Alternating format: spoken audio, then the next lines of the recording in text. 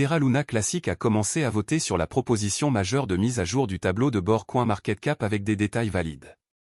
Cela précède la mise à niveau majeure de la version 3.3.0 liée à la simplification de la gestion des taxes et à l'augmentation de l'utilité. La proposition 12147 visant à mettre à jour le tableau de bord Terra Classic sur CoinMarketCap est sur le point d'être adoptée car elle atteint le seuil de passage. La plupart des membres de la communauté Terra Luna Classic soutiennent la proposition car elle pourrait augmenter la visibilité et l'accessibilité de l'écosystème pour les investisseurs existants et nouveaux. Selon les détails du vote actuel, près de 215 délégués et 30 validateurs sont en faveur de la proposition.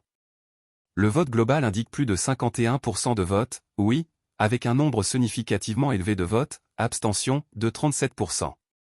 Certains membres de la communauté Terra Luna Classic, dont le validateur Apicati Crypto, pensent que les liens sur CMC sont centralisés, ils n'incluent aucune des mesures ou outils clés sur Link.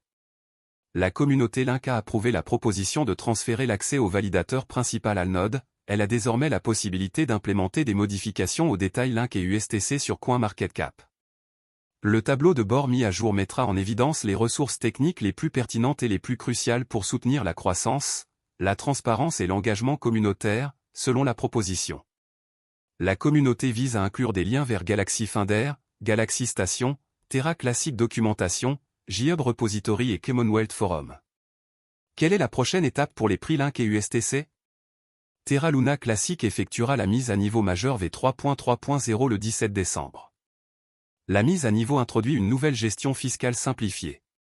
En outre, elle contribuera à accroître l'utilité de Terra Luna Classic, en supprimant les obstacles pour les développeurs et les dApps cherchant à s'appuyer sur la chaîne. Pendant ce temps, le prix Link se négocie à 0,000316 $, en baisse de 4% au cours des dernières 24 heures. Le prix s'entraîne entre le niveau de support de 0,00012 $ et le niveau de résistance de 0,00018 $. Comme CoinGap l'a signalé plus tôt, une cassure au-dessus du niveau de résistance déclenchera un rallye de type XRP. En outre, le prix de l'USTC a chuté de 3% suite à la prise de bénéfices, le prix s'échangeant actuellement à 0,02437 $. Le plus bas et le plus haut sur 24 heures sont respectivement de 0,02394 $ et 0,02559 $. Terra est une crypto-monnaie qui suit automatiquement le prix d'autres actifs ou devises.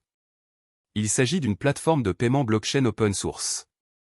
Les utilisateurs peuvent instantanément dépenser, épargner, échanger ou échanger des pièces stables Terra grâce à la blockchain Terra. Les pièces stables, ou monnaies numériques soutenues par les gouvernements comme le dollar américain ou l'euro, sont produites via le protocole Terra et sont destinées à suivre en permanence la valeur d'une monnaie fiduciaire. Il est composé des pièces de crypto-monnaie Terra et Luna.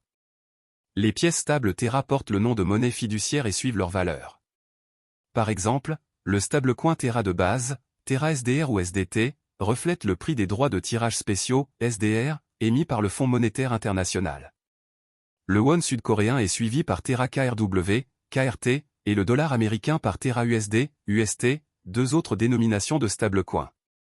Burning Luna permet aux utilisateurs de créer de nouveaux Terra. D'autre part, l'exploitation minière et le gouvernement se font sur Luna. Le jeton de jalonnement du système Terra, Luna, est conçu pour atténuer la volatilité des prix des stablecoins Terra.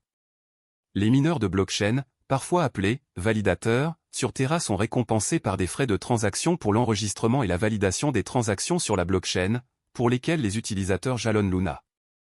La valeur de Luna augmente parallèlement à l'utilisation accrue de Terra. Principales caractéristiques de Terra. Sur le marché asiatique du commerce électronique en pleine expansion, Terra cherche à accroître la valeur pour les consommateurs et l'efficacité des fournisseurs de services de paiement. Terra s'attaque aux applications de paiement de détail établies grâce à l'utilisation de la technologie blockchain Cosmos. Terra contourne l'infrastructure de paiement disjointe actuelle car il s'agit d'une solution de paiement complète de bout en bout. Les sociétés de services de paiement pourraient économiser des centaines de millions de dollars par an en utilisant la technologie de Terra. Afin de superviser les procédures de collatéralisation qui soutiennent et préservent la stabilité des prix des pièces stables de Terra, le réseau crypto utilise sa propre monnaie, la Luna, comme jeton utilitaire et de gouvernance. Inconvénients et avantages de Terra. Avantages. Les développeurs de logiciels peuvent créer leurs propres protocoles et applications décentralisées, DApps, sur Terra en utilisant la plateforme de développement neutre en blockchain qui fait partie de l'écosystème Terra. De nombreux stablecoins connectés à des devises sont pris en charge par le protocole Terra. Les jetons Terra Luna aident à stabiliser son stablecoin. Ils facilitent l'échange entre Luna et les stablecoins pour augmenter ou diminuer l'offre. Terra a dévoilé encore un mécanisme de prêt et d'épargne. Les utilisateurs peuvent déposer de l'argent et recevoir des intérêts sur les stablecoins avec ce protocole. Inconvénient. Ethereum et d'autres projets de crypto-monnaie importants ont encore une longueur d'avance sur Terra. Étant donné que ces développeurs sont coréens, la plupart des transactions en Bitcoin concernant Terra commencent là-bas. Il est trop tôt pour savoir si d'autres marchés adopteront les devises liées à Terra. Par rapport à Ethereum, Terra est moins décentralisé. Certains puristes de la blockchain pourraient être rebutés par cela. Pour être plus précis, Terra est un système de paiement qui fonctionne sur une blockchain. Il a été créé par Terraform Lab, une société sud-coréenne que Daniel Shine et Do Kwon ont fondée en 2018. Ancien employé d'Apple et de Microsoft, Do Kwon a créé une société appelée Anifi qui fournissait des technologies de réseau maillé sans fil décentralisé. En plus d'être cofondateur de la société coréenne de commerce électronique Tmon, plus connue sous le nom de Ticket Monster, Shine est le fondateur et PDG de la société asiatique de technologie de paiement Shay, partenaire de Terra. Dans son objectif de devenir l'un des principaux fournisseurs de services de paiement et de financement décentralisés, DeFi, en e-commerce, Terra dispose d'un écosystème en pleine croissance dans le secteur des crypto-monnaies avec 114 projets dans les domaines DeFi, Web 3.0 et les jetons non fongibles, NFT. Plusieurs de ces initiatives consistent en une plateforme à rendement fixe avec un accès sans friction et des rendements d'emprunt s'appelle encore Protocol. Shay, plus de 2 millions de Sud-Coréens utilisent cette application de paiement. Terra est une plateforme de loterie décentralisée basée sur la blockchain. Les synthétiques ou actifs fongibles qui imitent les prix réels des actifs peuvent être créés grâce au protocole Mirror. Protocole Tally, une place de marché en ligne où les artistes peuvent proposer des services et vendre leurs œuvres. Protocole Vega, une plateforme de trading et de frappe de produits dérivés.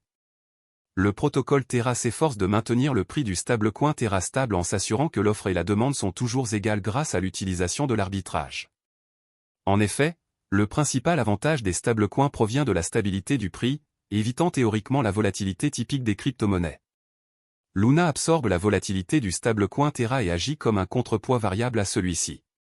Imaginez que l'ensemble de L, économie, Terra soit constitué de deux pools, un pool Terra et un pool Luna qui sont utilisés pour modifier les prix en offrant des incitations aux utilisateurs du réseau afin de comprendre le fonctionnement de Terra. Les développeurs travaillent encore beaucoup derrière le projet pour s'assurer que tout reste stable malgré le crash survenu il y a un an. Il y a quelques semaines, un article est apparu sur CoinGap indiquant que les créateurs de Terra Luna Classic ont déposé une proposition importante pour améliorer et introduire des produits dérivés pour le stacking liquide.